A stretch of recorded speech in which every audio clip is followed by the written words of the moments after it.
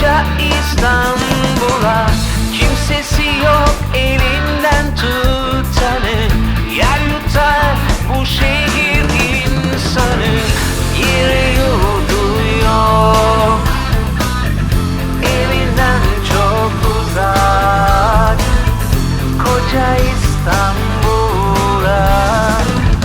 Köprü altı yatar.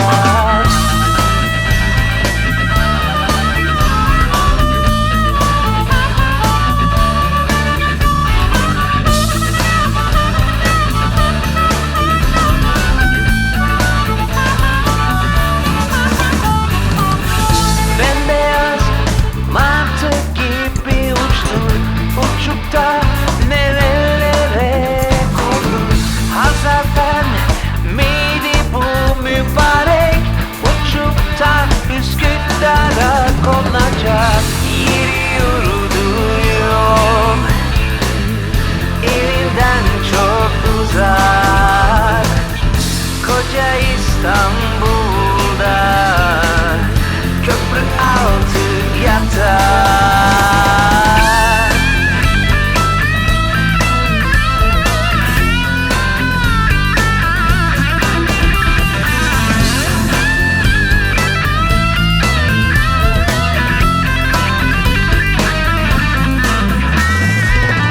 Hayat bin bir tuzak, artık patlayacak.